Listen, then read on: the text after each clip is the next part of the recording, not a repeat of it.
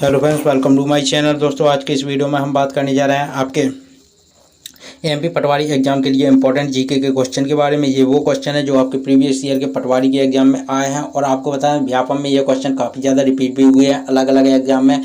तो दोस्तों, इन क्वेश्चन को आप स्किप नहीं कर सकते हैं। अगर आप इन क्वेश्चन को अच्छे तरीके से लगाते हैं तो इससे आपको ये भी पता चलेगा कि आप की तैयारी कितनी बेहतर है, क्योंकि दोस्तों आपको यहाँ पर बता दें एमपी व्यापम में काफ़ी क्वेश्चन रिपीट होते हुए देखने को मिलते हैं और ये हमेशा से होता भी आया है। इसलिए दोस्तों इस बार भी यहाँ पर आपके जो प्रीवियस ईयर के क्वेश्चन हैं उसमें से कुछ क्वेश्चन आपके एमपी पटवारी में रिपीट होने की भी संभावना है। तो दोस्तों आई होप आपको यह वीडियो पसंद आएगा। आपको यहाँ पर बताएं दोस्तों, आज की इस वीडियो में हम आपको जनरल नॉलेज के आपको करीब आपको 25 क्वेश्चन लेकर आए हुए हैं। ये क्वेश्चन आपके एमपी पटवारी के एग्जाम की दृष्टि से काफ़ी ज़्यादा इंपॉर्टेंट है, इसलिए आप इन क्वेश्चन को जरूर सॉल्व करिए। अगर आप अपनी तैयारी कर रहे हैं तो इन क्वेश्चन को एक बार ज़रूर आप लगाकर देखिए। तो चलिए दोस्तों स्टार्ट करते हैं। दोस्तों आपको बताएं, अगर आप वीडियो को पहली बार देख रहे हैं तो वीडियो को लाइक करना ना भूलें। अगर चैनल पर पहली बार है तो चैनल को सब्सक्राइब जरूर करें। तो दोस्तों चलिए आज का यह वीडियो स्टार्ट करते हैं। इस वीडियो में हम यहाँ पर आपके जीके को क्वेश्चन आपको लिए लेकर आए हुए हैं, उन्हीं को यहाँ पर हम स्टार्ट करने जा रहे हैं। तो दोस्तों पहला क्वेश्चन है आपका यहाँ पर प्राचीन भारत के आहत सिक्कों को निम्नलिखित में से किस धातु द्वारा विकसित किया गया था? ऑप्शन है चांदी, सोना, कांस्य, टिन। तो ध्यान रखना है, प्राचीन भारत के आहत सिक्कों को किस धातु के द्वारा विकसित किया गया था? वह किया गया था चांदी के द्वारा। ये आपको ध्यान रखना है। अगला क्वेश्चन है आपका यहाँ पर मध्य प्रदेश में बुंदेला विद्रोह कब हुआ था? तो यहाँ पर आपके ऑप्शन 1942, 1842, 1930, 1842 और 1830। तो 1842 इसका क्या हो जाएगा? 1842 इसका राइट आंसर हो जाएगा। मध्य प्रदेश में बुंदेला विद्रोह जो है वह 1842 ईस्वी में हुआ था। अंग्रेजों के यह कहा जाए अंग्रेजी हुकूमत के अत्याचारों के विरोध में यह विद्रोह आपका किया गया था मध्य प्रदेश में। तो जो हुआ था आपका 1842 में, इसी विद्रोह को नाम दिया गया बुंदेला विद्रोह। अगला क्वेश्चन है आपका यहाँ पर मध्य प्रदेश में मोहनजोदड़ो और हड़प्पा सभ्यता किस क्षेत्र में विकसित हुई? तो ध्यान रखिएगा, मध्य प्रदेश में मोहनजोदड़ो और हड़प्पा सभ्यता की कोई भी यहाँ पर जो है वह अवशेष नहीं है। आपको बता दें हड़प्पा और जो मोहनजोदड़ो हैं ये आपकी सिंधु घाटी सभ्यता या हड़प्पा सभ्यता के क्या हैं, ये आपके सबसे बड़े नगर थे और ये आपके कहाँ पर थे? तो ध्यान रखना है, हड़प्पा जो नगर था यह आपका सिंधु घाटी सभ्यता का एक महत्वपूर्ण नगर था। यह आपका आधुनिक पाकिस्तान के पंजाब प्रांत में स्थित है, यह आपको ध्यान रखना है। और मोहनजोदड़ो जो है आधुनिक पाकिस्तान के सिंध प्रांत में स्थित है। जो आपको यहाँ पर एक चीज़ और ध्यान रखना है, मोहनजोदड़ो की जो खोज की थी वह की थी राखलदास बनारसी जी ने 1922 ईस्वी में। हड़प्पा की खोज की थी दयाराम साहनी ने 1921 ईस्वी में। इसके अलावा मोहनजोदड़ो से संबंधित एक और क्वेश्चन पूछा जाता है कि यह किस नदी के तट पर स्थित है? तो यह सिंधु नदी के तट पर। अगर पूछा जाए आपसे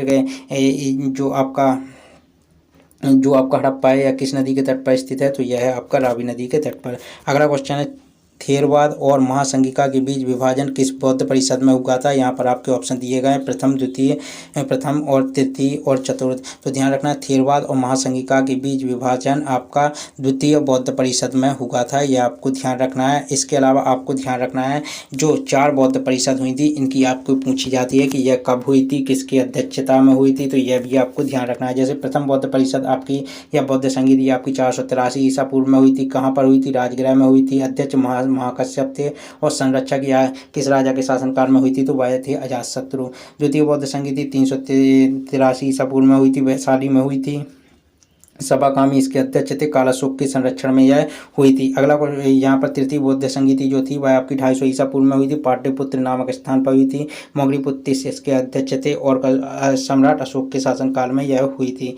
इसके अलावा यहाँ पर चतुर्थ बौद्ध संगीति जो थी 72 ईसा पूर्व में कुंडलवन में कुंडलवन में हुई थी और वसुमित्र या अश्वघोष इसके क्या थे? आपके इसके अध्यक्ष थे और आपको बताएं कनिष्क के संरक्षण में हुई थी या कनिष्क के शासनकाल में हुई थी, यह आपको ध्यान रखना है, राजा कनिष्क। अगला क्वेश्चन है किस वंश ने खजुराहो के मंदिर का निर्माण करवाया था? तो ध्यान रखना है चंदेल वंशों ने खजुराहो के वंश मंदिरों का निर्माण करवाया था। इसके अलावा चंदेल वंश जो इसके संस्थापक पूछा जाता है कि चंदेल वंश का संस्थापक कौन था? तो वह था आपका नन्नुक, यह आपको ध्यान रखना है। मौर्य वंश का चंद्रगुप्त मौर्य था। मौर्य वंश का कौन था? चंद्रगुप्त मौर्य मौर्य था आपका क्या इसका मौर्य वंश का संस्थापक। शुंग वंश का पुष्यमित्र शुंग था। गुप्त वंश का आपके कौन थे, तो वो थे आपके श्रीगुप्त। ये आपको ध्यान रखना है। अगला क्वेश्चन है आपका यहाँ पर बीजापुर के सुल्तान से 1587 ईस्वी में गोवा पर किसने विजय प्राप्त की। ऑप्शन है Francisco de Almeida, Alfonso de Albuquerque, Nino de Cunha और टिस्टाओ डी कुन्हा। तो ये 1510 ईस्वी में गोवा पर विजय किसने प्राप्त की थी आपके, तो वो थी आपके पुर्तगाली जो वायसराय था अल्फोंजो डी अल्बुकर्क इसने। तो ये आपको ध्यान रखना है। ऑप्शन बी इसका राइट आंसर हो जाएगा। इसमें से कौन भारत में प्रिंटिंग प्रेस लेकर आया था। मुगल, निजाम, मुगल और अंग्रेज और पुर्तगाली। तो ध्यान रखना है भारत में प्रिंटिंग प्रेस लाने का श्रेय जाता है पुर्तगालियों को। इसके अलावा आपको बताना प्रिंटिंग प्रेस का आविष्कारक कौन है, तो वह है आपका जोहान्स गुटेनबर्ग। जोहान्स गुटेनबर्ग जो है वह प्रिंटिंग प्रेस के क्या है, प्रिंटिंग प्रेस के जन्मदाता हैं। यह आपको ध्यान रखना है। यह आपको ध्यान रखना है। यह भी आपका कई बार पूछा जाता है, तो यह भी आपको ध्यान रखना है। इसके अलावा आपको यहाँ पर बता दें जो अगर पूछा जाता है कि सबसे पहले कौन सा यूरोपीय, किस देश का यूरोपीय यात्री भारत आया था, तो सबसे पहले कौन से यूरोपीय देश का यात्री भारत आया था, तो ध्यान रखना है सबसे पहले पुर्तगाली यात्री वास्को डे गामा जो है वह भारत आया था। कब आया था, 1498 ईस्वी में। तो यह भी आपको ध्यान रखना है।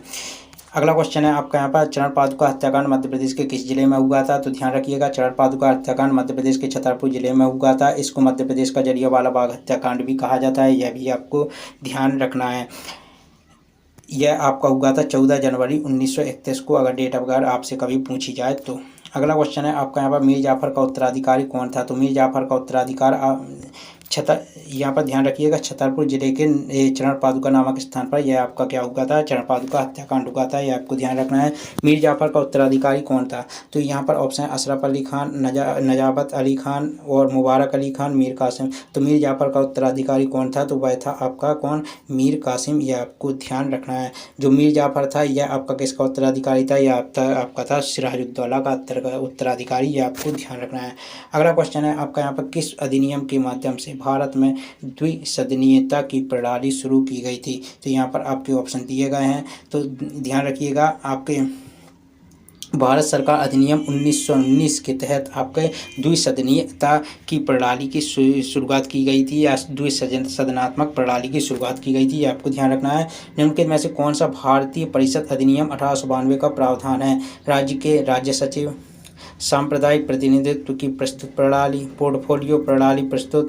इसके अलावा अप्रत्यक्ष चुनाव के माध्यम से भारतीय सदस्यों ने परिषद के भीतर प्रवेश किया। तो दोस्तों इसका राइट आंसर है जो आपका भारतीय परिषद अधिनियम 1892 में जो प्रावधान किया गया था उसमें आपके अप्रत्यक्ष चुनाव के माध्यम से भारतीय सदस्यों ने परिषद के भीतर प्रवेश किया था। यह आपको ध्यान रखना है। निम्नलिखित में से किस विकल्प में कालानुक्रमिक रूप से मुगल बादशाहों का सही क्रम है, मतलब यहाँ पर आपको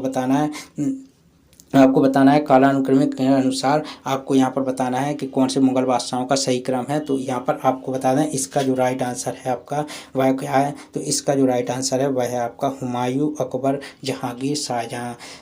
जो मुगल वंश के जो संस्थापक थे वह कौन थे, तो मुगल वंश के संस्थापक आपके थे बाबर के बाद इसके मुगल वंश के आगे कहा जाए जो मुगल वंश की जो राजगद्दी पर बैठे आपके हुमायूं के बाद अकबर के बाद जहांगीर और जहांगीर के बाद शाहजहां आपके मुगल वंश के जो हैं ये क्या महत्वपूर्ण राजा थे, या कहा जाए महत्वपूर्ण मुगल वंश के क्या थे, बादशाह थे या शहंशाह थे। यह आपको ध्यान रखना है।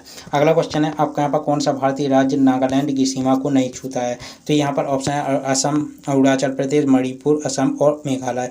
तो ध्यान रखिएगा यहाँ पर पूछा गया है कौन सा भारतीय राज्य नागालैंड की सीमा को नहीं छूता है, तो ध्यान रखना है मेघालय जो है वह आपकी नागालैंड की सीमा को नहीं छूता है। बाकी नागालैंड 3 राज्यों और एक आपके क्या है एक सीमावर्ती देश से लगता है। अब यहाँ पर मैं बता देता हूँ नागालैंड जो है नागालैंड की सीमा असम से लगती है, नागालैंड की सीमा आपकी मणिपुर से भी लगती है और नागालैंड की सीमा आपके अरुणाचल प्रदेश से भी लगती है। इसके अलावा नागालैंड की सीमा एक सीमावर्ती राज्य जो है आपका म्यांमार उससे भी लगती है। ये आपको ध्यान रखना है। नागालैंड की राजधानी पूछी जाए तो वह है आपका कोहिमा, वह है आपकी कोहिमा। ये आपको ध्यान रखना है। अगला क्वेश्चन है आपका यहाँ पर कौन भारतीय राज्य उड़ीसा का सबसे बड़ा शहर है, तो यहाँ पर ऑप्शन है भुवनेश्वर, कटक, पुरी, हीराकुद कौन सा भारतीय राज्य उड़ीसा का सबसे बड़ा शहर है? तो उड़ीसा की राजधानी भुवनेश्वर, यह आपको ध्यान रखना है। भुवनेश्वर को टेम्पल सिटी ऑफ इंडिया भी कहा जाता है, यह भी आपको ध्यान रखना है। निम्नलिखित में से कौन भारतीय राज्य उड़ीसा का सबसे बड़ा शहर है? तो मैंने अभी आपको बताया भुवनेश्वर। ये क्वेश्चन आपका हो गया है। किस वैज्ञानिक ने सबसे पहले ओजोन परत के छिद्र पर अध्ययन किया? तो यहाँ पर ऑप्शन है अर्नेस्ट हैकल, एजी टॉन्सले, इसके अलावा जो फॉरमैन, इनमें से कोई नहीं। तो जो फॉरमैन ने आपका क्या किया था? सबसे पहले ओजोन परत के छिद्र पर अध्ययन किया था, ये आपको ध्यान रखना है। इसके अलावा एजी टॉन्सले अर्नेस्ट हैकल जो थे, इन्होंने इकोलॉजी शब्द का सबसे पहले प्रयोग किया था। अगर कहा जाए इकोलॉजी शब्द के जन्मदाता कौन थे, तो वह थे आपके अर्नेस्ट हैकल। लेकिन अगर कहा जाए पारिस्थितिकी तंत्र शब्द के जन्मदाता कौन थे, तो वह थे आपके एजी टॉन्सले, और इन्होंने ही पारिस्थितिकी तंत्र का के जनक के रूप में भी एजी टॉन्सले को जाना जाता है। जो फॉरमैन ने 1973 में क्या किया था? 1973 में अंटार्कटिका में ओजोन परत में सबसे बड़ा छेद देखा था, ये आपको ध्यान रखना है। इसके अलावा अगला क्वेश्चन है आपका, मैं यहाँ पर निम्नलिखित में से कौन सा राज्य महाराष्ट्र के साथ अपनी सीमा साझा नहीं करता है? ऑप्शन है आंध्र प्रदेश, कर्नाटक, मध्य प्रदेश और तेलंगाना। तो ध्यान रखना है, महाराष्ट्र जो है, महाराष्ट्र की सीमा आपकी जो है वह 6 राज्यों से और 1 केंद्र शासित प्रदेश से लगती है, ये आपको ध्यान रखना है। इसके अलावा आपको यहाँ पर बताया महाराष्ट्र की जो सीमा है वह आपकी किस राज्य से नहीं लगती है? तो वह नहीं लगती है आपकी किस राज्य से? आंध्र प्रदेश से। किससे नहीं लगती है? आंध्र प्रदेश से, क्योंकि आंध्र प्रदेश जो है वह 2014 में क्या हो गया था? इसका विघटन हो गया था, और 2013 में इसका विघटन हो गया था। और आपको बताया जो आंध्र प्रदेश 2 जून 2014 को तेलंगाना का फॉर्मेशन हुआ था, ये आपको ध्यान रखना है। किससे अलग होकर तेलंगाना बना था? आंध्र प्रदेश से अलग होकर। तो ध्यान रखना है, तेलंगाना जो है यह तो आपका महाराष्ट्र से लगता है, महाराष्ट्र के साथ सीमा साझा करता है, लेकिन आंध्र प्रदेश नहीं करता है। इसके अलावा 2014 से अगर पहले कहा जाए, 2 जून 2014 को जब आपका ये आंध्र प्रदेश से तेलंगाना अलग हुआ था, उससे पहले आपके आंध्र प्रदेश सीमा साझा करता था, लेकिन वर्तमान में तेलंगाना जो है महाराष्ट्र के साथ सीमा साझा करता है। इसके अलावा कर्नाटक भी करता है, मध्य प्रदेश भी करता है, छत्तीसगढ़ भी करता है, इसके अलावा गोवा भी करता है, और आपका कौन करता है? दादर और नागर हवेली, आपने सुना होगा, वो भी करता है। और चूंकि आपको पता है आपका जो 1 मई 1960 को क्या हुआ था, गुजरात और महाराष्ट्र 2 अलग अलग स्टेट बने थे। तो दोस्तों आपको ध्यान रखना है, गुजरात और महाराष्ट्र जो है गुजरात से भी सीमा साझा करता है, तो यह भी आपको ध्यान रखना है। प्रायद्वीपीय भारत की सबसे लंबी नदी कौन सी है? तो यहाँ पर आपके ऑप्शन दिए गए हैं, तो ध्यान रखना, प्रायद्वीपीय भारत की सबसे लंबी नदी है आपकी कौन? गोदावरी। गोदावरी नदी को वृद्ध गंगा भी कहा जाता है, और यहाँ पर दक्षिणतम गंगा या दक्षिण गंगा भी कहा जाता है। किसको? गोदावरी नदी को, यह आपको ध्यान रखना है। अगला क्वेश्चन है आपका, यहाँ पर इनमें से किस नदी को शोक की नदी कहा जाता है? यहाँ पर गलत हो गया है। शोक की नदी किसको कहा जाता है? ऑप्शन है दामोदर, औरंगा, उत्तर कोयल, अमानत। उत्तर कोयल, तो ध्यान रखिएगा अमानत। तो दोस्तों इसका जो आपका शोक की नदी किसको कहा जाता है? दामोदर नदी को कहा जाता है। और कहाँ की शोक की नदी कहा जाता है दामोदर नदी को? तो इसको कहा जाता है कहाँ की? इसको कहा जाता है पश्चिम बंगाल के शोक, या पश्चिम बंगाल का शोक कहा जाता है। किसको? दामोदर नदी को, तो ये आपको ध्यान रखना है। अगर पूछा जाए कोसी नदी किस राज्य की शोक किस राज्य का शोक कहलाती है? तो कोसी नदी बिहार का शोक कहलाती है। लेकिन अगर पश्चिम बंगाल का शोक पूछा जाए तो वो है दामोदर नदी, ये आपको ध्यान रखना है। इसके अलावा अगला क्वेश्चन आपका यहाँ पर कौन सा राज्य इसके अलावा अगला क्वेश्चन है कि इनमें से किस नदी को शोक की नदी, ये तो आपका हो गया, कहा जाता है, यह दामोदर नदी को कहा जाता है। अगला क्वेश्चन है कौन सा राज्य पश्चिम बंगाल के पश्चिम में स्थित है? ऑप्शन है उड़ीसा, छत्तीसगढ़, त्रिपुरा और झारखंड। तो कौन सा राज्य पश्चिम बंगाल के पश्चिम में स्थित है? तो कोई आपका कौन सा राज्य पश्चिम बंगाल के पश्चिम में स्थित है? वह है आपका झारखंड, ये आपको ध्यान रखना है। अगला क्वेश्चन है आपका यहाँ पर भारत में हरित क्रांति के जनक के रूप में किसे जाना जाता है? तो हरित क्रांति के जनक के रूप में MS स्वामीनाथन को जाना जाता है, ये आपको ध्यान रखना है। एस राधाकृष्णन कौन थे? तो सर्वपल्ली राधाकृष्णन भारत के पहले उपराष्ट्रपति थे और दूसरे राष्ट्रपति थे, ये आपको ध्यान रखना है। विक्रम साराभाई यह भारत के अंतरिक्ष कार्यक्रम के जनक के रूप में जाने जाते हैं, यह आपको ध्यान रखना है, या पिता के रूप में जाने जाते हैं, यह आपको ध्यान रखना है। तो दोस्तों अगला क्वेश्चन आपका यहाँ पर आता है, खाद्यान्न के लिए न्यूनतम समर्थन मूल्य किस वर्ष में पेश किया गया था? तो ऑप्शन 1954, 1966, 1974, 1984। तो 1966 में आपके खाद्यान्न के लिए न्यूनतम समर्थन मूल्य या MSP जो है आपका पेश किया गया था, ये आपको ध्यान रखना है। अगला क्वेश्चन है आपका यहाँ पर, भारत सरकार द्वारा प्रवर्तित राष्ट्रीय बागवानी मिशन किस योजना के तहत शुरू किया गया था? ऑप्शन है 5वीं पंचवर्षीय योजना, 6वीं पंचवर्षीय योजना, 9वीं पंचवर्षीय योजना और 10वीं पंचवर्षीय योजना। तो 2005-06 में आपका 10वीं पंचवर्षीय योजना के तहत आपका क्या किया गया था? राष्ट्रीय बागवानी मिशन जो है आपका भारत सरकार के द्वारा प्रवर्तित राष्ट्रीय बागवानी मिशन की शुरुआत की गई थी। ये आपको ध्यान रखना है। अगला क्वेश्चन है आपका यहाँ पर राष्ट्रीय बांस मिशन 2006-07 में शुरू किया गया था, जो पूरी तरह से राज्य प्रायोजित योजना, केंद्र प्रायोजित योजना है। 1 और 2 दोनों केंद्र प्रायोजित योजना और उपयुक्त तो सभी तो केंद्र प्रायोजित योजना है। कौन सी है? केंद्र प्रायोजित योजना। राष्ट्रीय बांस मिशन 2006-07 केंद्र प्रायोजित योजना है। राष्ट्रीय बांस मिशन 2006-07 आपका जो शुरू किया गया था, यह पूरी तरह से केंद्रीय प्रायोजित योजना है। यह आपको ध्यान रखना है। अगला क्वेश्चन है अक्षांशों की किस इकाई में मापा जाता है? तो अक्षांशों को किस इकाई में मापा जाता है? तो ध्यान रखिएगा, अक्षांशों को डिग्री के रूप में मापा जाता है। ये आपको ध्यान रखना है। उत्तर, दक्षिण, पूरब और पश्चिम 4 प्रमुख दिशाओं को क्या कहा जाता है? Thematic point, cardinal point, symbolic point और कन्वेंशनल पॉइंट। तो इनको कहा जाता है कार्डिनल पॉइंट या कार्डिनल डायरेक्शन। तो ये आपको ध्यान रखना है।